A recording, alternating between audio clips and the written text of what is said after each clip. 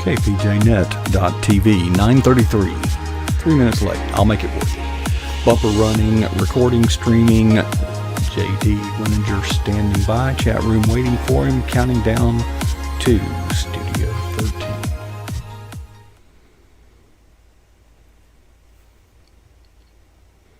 Hey, thanks for waiting. This is pjnet.tv, and this is Thursday night, roughly 9:30 here on the East Coast. Hey, thanks for waiting. We had a good time the previous time. I lost track of time, but JD was very accommodating. He is such a gentleman. We are about to take a trip around the Cross W Ranch. You see his logo right there. And behind me, you see some wonderful snow-capped mountains. And JD blogs at jdwininger.com. And I thought, I had no idea what I was going to put in the background, and I just picked a random image, and it was the mountains.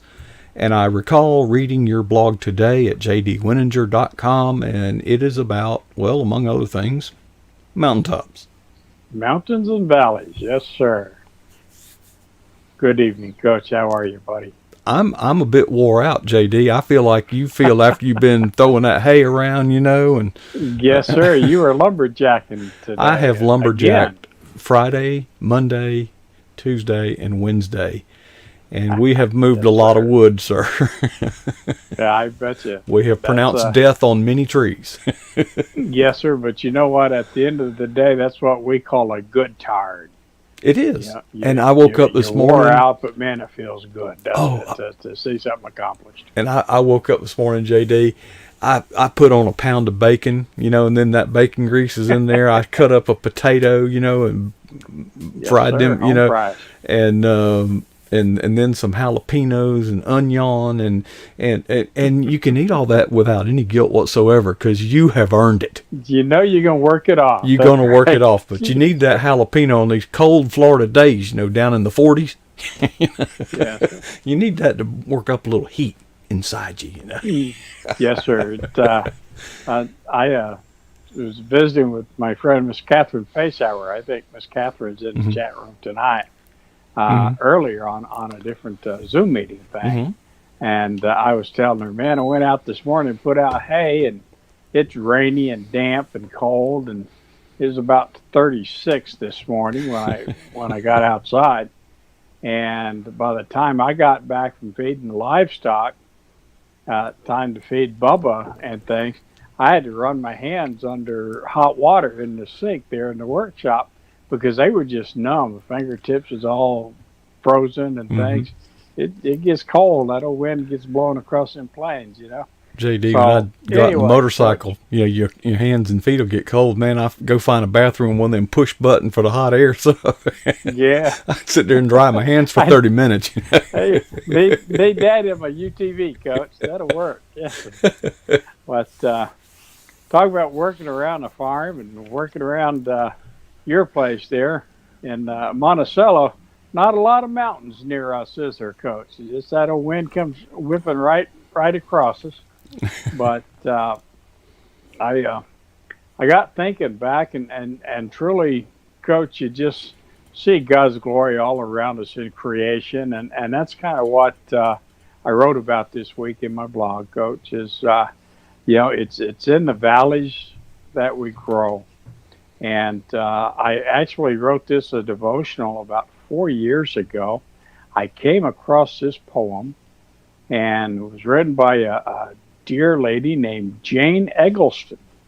Well, I had no clue who Miss Jane was, but I was bound determined to find out. So I started digging and researching and doing things, and I finally located her son. And her son was kind enough to put me in touch with his mother, who's living in a facility in Williamsburg, Virginia. And so I corresponded with Miss Jane, and I said, boy, I'd love to use your poem and share it with others, but I won't do so without your permission, ma'am. And, she just thrilled to death, you know. She's an octogenarian. I'm going to say she's 86 or 87 now, and volunteers as a volunteer at Grace Baptist Church here in Williamsburg, Virginia. And just the sweetest little soul. I can't wait to meet this lady in heaven one day, Coach. It's just people that you come across in this world that just makes you feel good. Miss Jane is one of them.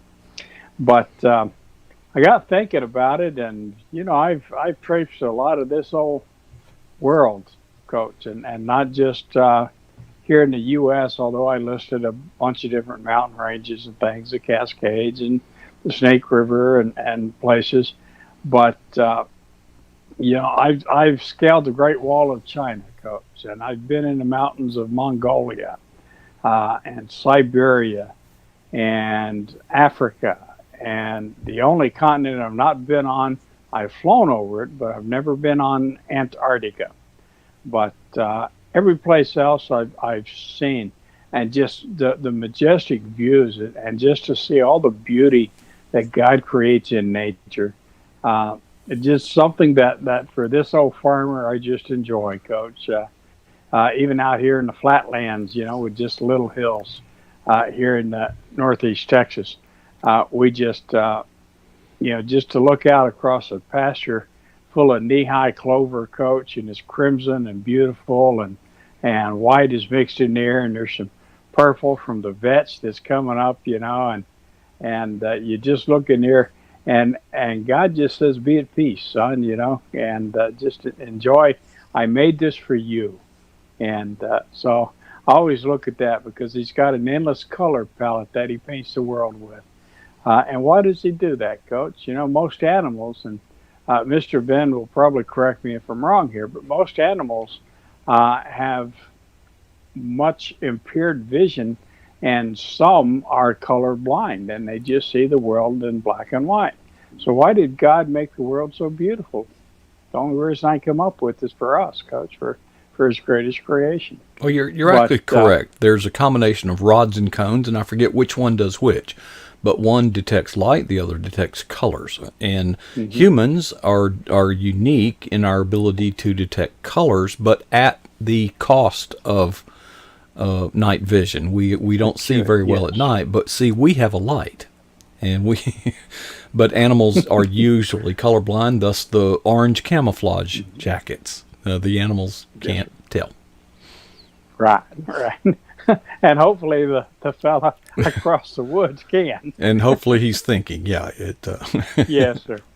Yes, sir. But in any case, I've topped a lot of ridges, especially when I was in the military, and I did the mountain phase of Ranger School. Was in a little community called Dahlonega, Georgia. It was kind of north of Atlanta there, and they have something. I want to say, if I remember right, Coach, it was the middle of October, but they called it Gold Rush Days. And it just corresponded with the peak or optimal change in the colors for the fall foliage up there in the mountains of North Georgia. And just absolutely beautiful, Coach. Of course, that's not why they call it Gold Rush Days there. But just so many spectacular views, when you're on the mountain and you look across to a ridge on the other side, just that vast expanse is beautiful. But when you get down in the valleys, that's where things are really happening, isn't it, Coach? There's a reason the old goats live up on the mountaintops and the sheep eat down here in the valleys, because the grass is greener and more lush, and there's water is plentiful because it runs downhill, right? Yeah, it still does. And all these things happen, Coach, and it just ties it all together. But so many times we think about valleys, and we think of our life is and if I said a sinusoidal waveform or an AC waveform, you know what I'm talking about, Coach. I know exactly what you're talking about. Valleys, right? And, our lives are much like that. One day we're on top of the mountaintop and everything is beautiful and great. And the next thing you know, our pins get knocked out from under us, and we're knee deep in the valley somewhere. And sometimes that can be a dark and lonely place, some valleys. And you want to get out of there. But what I've noticed in my spiritual life is that when I'm in the valleys, where do I look the most? I look up. I Mm. look towards that mountaintop. I look to where I'm going because I know that I will get through this valley with God's help, and I'll get to that next ridge. I'll get to that next mountaintop, and then I can relax and enjoy the view. Problem with the mountaintops though is we get up there and then we kind of take our eyes off God. We go, well, we made it, and I'm safe. And I quit focusing on God and needing His help and things. And what happens? And right back down in the valley. so, uh, so I thought about that, and Miss Jane's poem came to me, and it just really spoke to me. So I wanted to share that because, boy, 2020, if nothing else, we've been knee deep in the valley this year, haven't we? Between all the political nonsense and all the social unrest and so-called pandemic and China virus, Wuhan virus, as my buddy Steve calls it, on Friday nights, and all the things that are happening, and of course, personal tragedies in different lives and things. And it just, man, we've spent a lot of time in the valley this year, Coach. But the neat thing about valleys is when you're there, you've got a choice to make. And when you find yourself in what I call the valleys of life, those down times, then we can either wither in the darkness and just stay there in the valley and just be unhappy and sad and depressed, or we can grow in God's light. And we can look towards that next ridge. We can look towards that mountaintop, and we can move towards that. We have a choice. Not everything in the valley is dark. I mean, that's why the hillsides refract or shine a lot of light. So actually, things in the valley gets more light than they would if the sun was just overhead all day. They get a longer period of light, and understanding that was important, Coach. So, you have a choice to make. Yes, we will all find ourselves in valleys at times.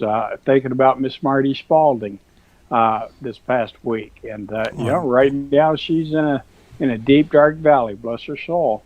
And but I know Miss Marty's faith. I've listened to her enough, leading Bible studies and things, to know that she's already focused on that mountain, and she's already seeing her dear husband waiting for her on the shores of heaven, Coach, and what a glorious reunion that's going to be. So yes, we'll grieve, we'll have to trudge and make our way through that valley, but don't focus on the valley, focus on the next ridge, focus on the end game, and move towards that goal of getting to the next mountaintop. And you can do that with God's help. But what I'd kind of like to do, Coach, if I may, because I realize not everyone that watches us gets to read a blog every week. So with your permission, before we end tonight, I'd like to read that poem for everyone, if that'd be okay. Well, I hope you will. Yes, sir. So your thoughts, Coach. Your turn to talk. Okay. I wanted to give you a chance to read the poem, but no, I was going to ask you to do it anyway. Yeah. You know what a tree line is? Yes, sir. I know what a tree line is. Absolutely. Okay. When you go up a mountain, in fact, if you look carefully at this mountain range behind me, but basically you go to up in the Rocky Mountains or other high altitude, there is a definite line, and the trees will end at a certain altitude. And no matter how high that mountain is, when you compare it to other mountains, there's a line there, and it's called the tree line because trees won't grow above that line, and it's a very distinct line. And I was reading your blog, I was reflecting on the tree line. You see, we all want to go to the top of the mountain, I mean, there's something that yearns for us to go up there. Why do you climb the mountain? Well, because it's there. But the mountaintops are barren. Yeah. There's literally not enough oxygen, or the weather. I forget the exact reason, but so it is good to go up there. But it's not real suitable for growth. It's not. Right. Exactly. The view is good. Now, let me ask you this: if you just keep climbing the mountain, if there were no top of the mountain, what would be the point? It would just be an uphill struggle all the time. Nobody wants that. Well, if there is a top of the mountain, then there is by necessity a valley. It is by necessity, and we want it both ways. We want the mountaintop experience, but we don't want the struggle of climbing the mountain. So true. And by the way, descending from that mountain is a rather precarious task. In many ways, it's easier. Yes, in many ways, it's easier to get up there than to get down, because you can your footing. We're kind of made to climb, but we don't descend very well. And once you if you lose your footing going up, you can regain it. If you lose your footing going down, the way you will regain your footing is going splat on something. So yes, it hurts. It hurts. There's not a whole lot you can do. So we need to be careful, and it is so wonderful. I can remember the mountains of Breckenridge when we would go skiing up there, and it would be like 5 degrees. And I'd be wearing like a sweater. It's not the kind of cold we have down here. And it's breathtaking. And riding the thing, what do you call it? The lift. Chair lift. Yeah. Mm-hmm. And you're looking around, and I, like you, JD, wonder, why, God, did you do this for me? I'm not worth it. And God said, it really was no problem. Well, he didn't strain at all when he did it. No, but what manner of God would create something this beautiful for us? I mean, it is beyond and it's not just to entertain us; it's to declare His glory, His majesty. Yes, sir. And it is, Coach. It's as beautiful as it is now. I have to stop and remind myself, you ain't seen nothing yet.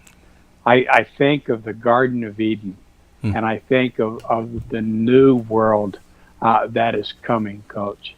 And this is going to look like the back of a used Band-Aid, what we consider beauty today compared to what it's going to be, buddy.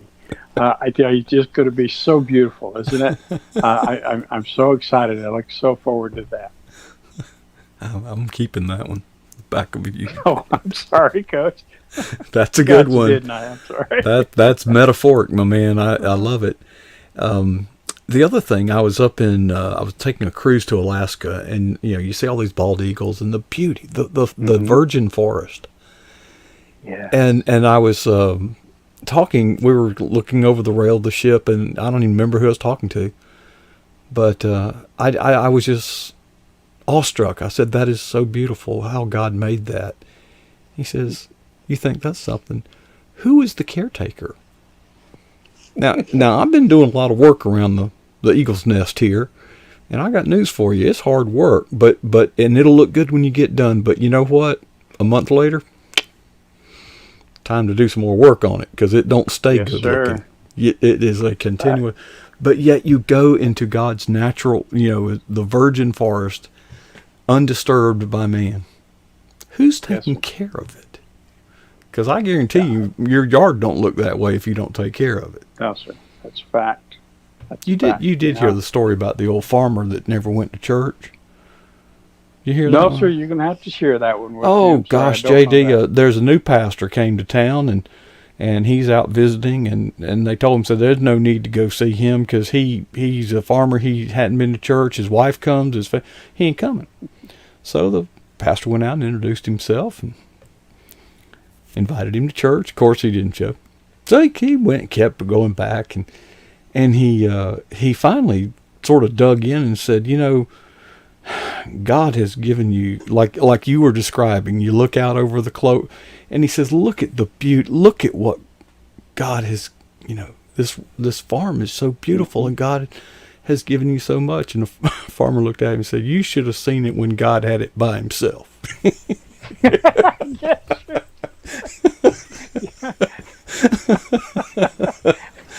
I, and it's funny because I was just sitting here thinking, man, when I bought this place in 2013, I had a pH of 3.2. The only thing growing here was mesquite and goatweed Yeah, use it for and horned battery acid. milkweed. Yes. Oh my goodness, Coach.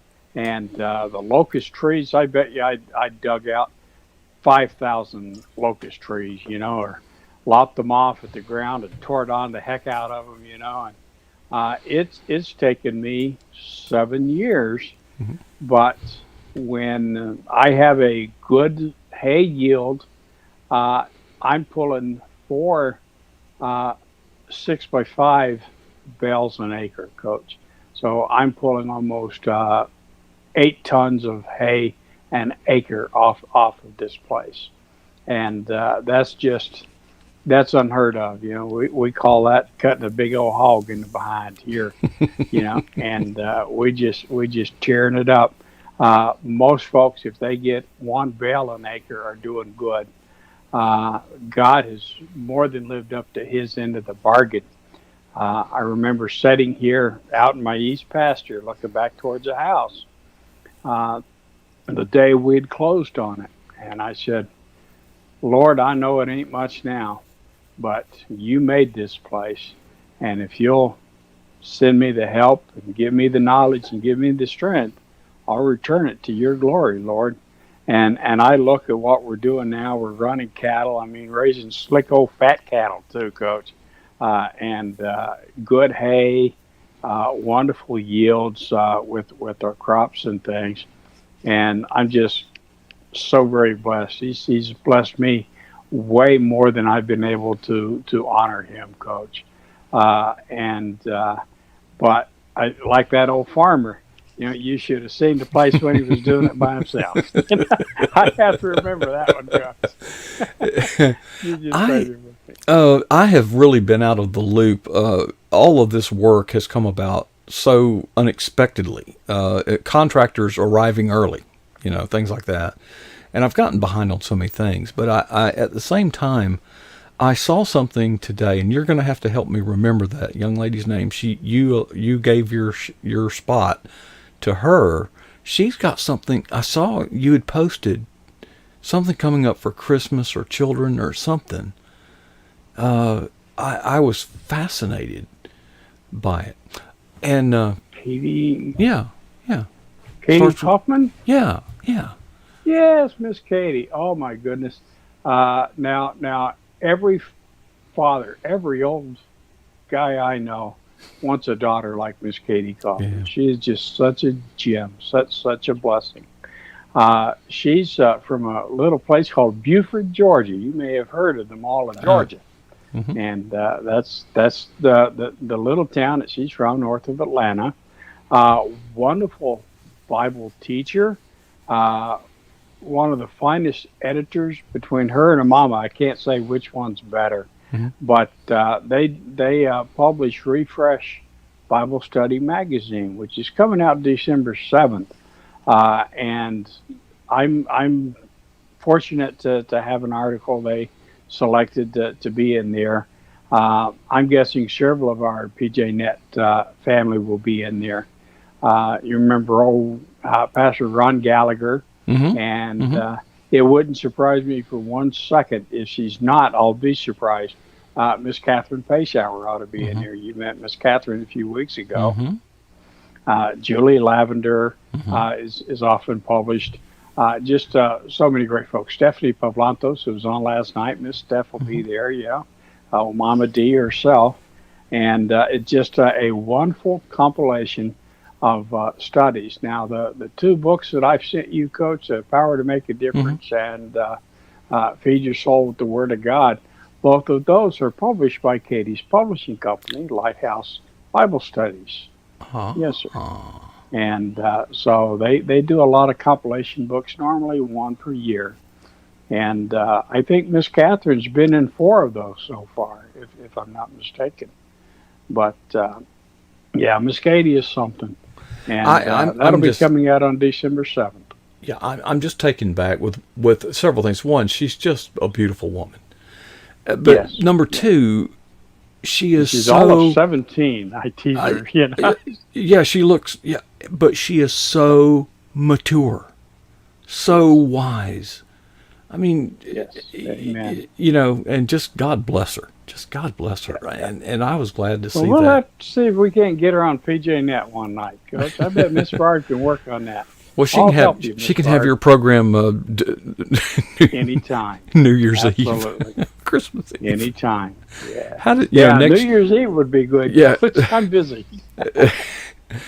Next year, everything won't be on Thursday, except Okay. Thanksgiving. Thanksgiving will be on Thursday.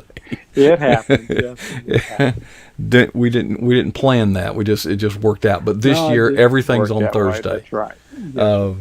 It does, and but I was fascinated by Ken's talk last hour, and you were talking about the cyclical nature. You invest in the farm, and it's work. But it's to be honest, the work I've been doing lately, it's a labor of love. I mean, yes, it's hard work. Make no mistake about it, it's hard work. But Yes, I prefer that to going to the gym, because when you go to the gym, all you're thinking about is the pain. But when you're digging roots up, digging up stumps and all that, you're focused on the task. And what's nice is when I get off that treadmill and look at the treadmill, it looks about the same way it did before I got on it. yes, sir. You really ain't gone nowhere, have you? But when you look at this yard and these trees, they're gone, and you can see light coming in. And I know here in Florida we have centipede grass. Well, you're from Florida, so Yes, sir. centipede's a wonderful grass, but it got to have light. Cannot grow in the shade. Cannot grow in the shade. No, that's right. Not unless you put a ton of dolomite on it every year. Do you know what diatomic earth is? Nope, I guess not. I'm just a walking encyclopedia, I'm telling you. It's made out of the diatom, which is supposedly a prehistoric animal, and it's used to filter the soil. It's also used in pools. So looks like you might be locked up over there, JD. Let me turn the camera off just a minute, and let me try another trick. Hang on. Here we go again. All right. Well, we're going to bring JD back. He went to sleep there for a minute, and we'll put this up. Let me while we're waiting on JD to rejoin, many of you have been asking. I posted some pictures of the work. There we go. He's come back. Well, I see your. Yeah, well, I see your arm, but you're not moving. I see your arm reaching toward the camera, and it's stuck there. JD can hear me. I can hear him. Y'all probably think it's one of the many voices in my head, really. It's just, I don't know which one to listen to.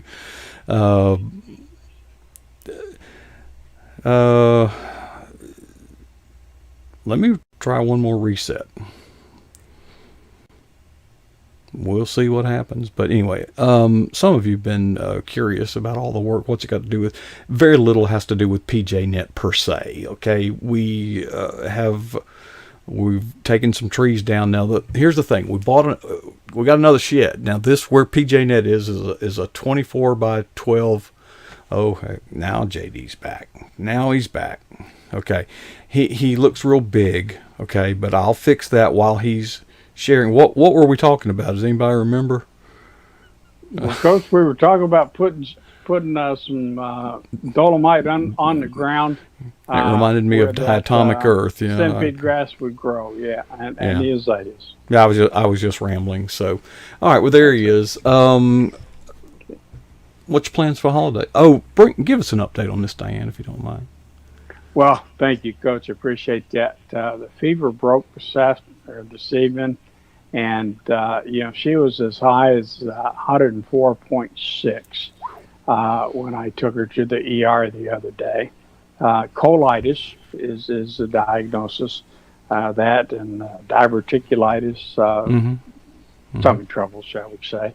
but just a real nasty infection, and it was really working her over. She was wanting pot roast at 2 a.m., and I hadn't even put it in the slow cooker yet, you know. So and up and down, and poor souls, her oxygen levels would drop real low, so we had to up the oxygen that she was on, and things. But she's doing so much better tonight, Coach. She's resting in bed. But I just tell you, I've prayed, and many of our friends. I know Miss Star was praying, and Miss Catherine, and Ben and Monty. So many folks have reached out and lifted her up in prayer, Coach. They've answered, folks. She's on to me, and she's gonna be good, Coach. Thank you so much, sir. Well, 104.6 is getting scary. Yes, sir. That's scary high. That's when you start seeing things that aren't there. And Yeah. you, before we lose our connection, you have a poem you wanted to share. Yes, sir. I'd sure love to share the poem with everyone, if I may. It's entitled "It's in the Valleys I Grow," and folks, I just pray this speaks to your hearts as much as it did mine. Reads, sometimes life seems hard to bear, full of sorrow, trouble, and woe. It's then I have to remember that it's in the valleys I grow. If I always stayed on the mountaintop and never experienced pain, I would never appreciate God's love and would be living in vain. I have so much to learn, and my growth is very slow. Sometimes I need the mountaintops, but it's in the valleys I grow. I do not always understand why things happen as they do, but I'm very sure of one thing: my Lord will see me through. My little valleys are nothing when I picture Christ on the cross. He went through the valley of death. His victory was Satan's loss. Forgive me, Lord, for complaining when I'm feeling so very low. Just give me a gentle reminder that it's in the valleys I grow. Continue to strengthen me, Lord, and use my life each day to share your love with others and help them find their way. Thank you for the valleys, Lord. For this one thing I know: the mountaintops are glorious, but it's in the valleys I grow. Thank you, everybody. We love you. God's blessings. And thank you, Coach. I appreciate it, JD. What a one time it always is to take a little trip around the Cross W. Hey, there is a picture of one of the many cameras that we've got around here at the Eagle's Nest broadcast facilities of pjnet.tv. It is always such a wonderful time to share. And as the holidays approaches, I am reminded of how blessed I am to be a part of the family of pjnet.tv, and each one of you are so special. Each one of you brings a talent, a unique gift to what we do here. Now, maybe you're new to pjnet.tv and you aren't familiar with what we do here. I'll say it very simply, one sentence. We provide a platform for everyday Christians to share their walk with Christ. And as Ken Edwards was sharing earlier tonight, raise Christ, raise the kingdom up, and glorify the kingdom. What a joy, what an honor. It's not giving, yes, it's hard work, but so many are helping, and we have I can't believe, if only you all knew. It was only a short time ago that we just couldn't get anybody to come on the program. I'll just be very candid. We were thrilled when we had 2 guests per week.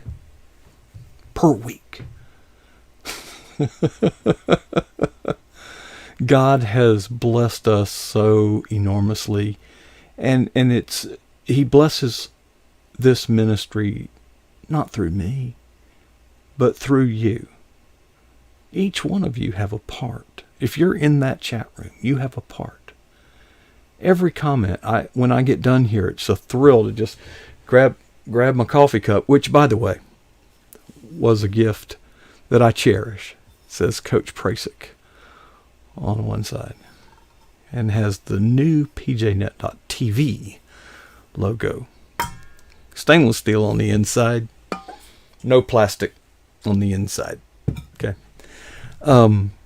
Wow, that's going to wrap it up for me this week. Now, I have been, I want to say remiss, but I've had many tasks to do here. I have deforested half an acre of property with my bare hands and a shovel and a pickaxe. And I did it that way in part to get the exercise. Now, we had to bring crews in on trees that were too large to be dropped safely. So I love the exercise. I want to do it the hard way. I want to sweat. I want to be physically active. And I'm just thankful to God that I can actually still do it. It really does feel good, folks. It really feels good. And thank God for the cooler weather that kind of runs in snake. We got a lot of rattlesnakes down here in Florida. I wasn't getting out in them woods, and wouldn't you know, right when the building is due to be dropped in, it came a frost, and that ran those snakes. So I'm going anyway. You all are so special to me. Tomorrow night, Friday night, I get the night off, and Steve Hazards takes the helm. And we have a lot of retro music. He usually plays a lot of jazz, but sometimes we get some retro music, take a little trip down memory lane. We kind of let our hair down. We just relax and just enjoy fellowship with one another. That starts at about 9 p.m. Eastern time. But then around 10 p.m., he will uncork my perspective and comment.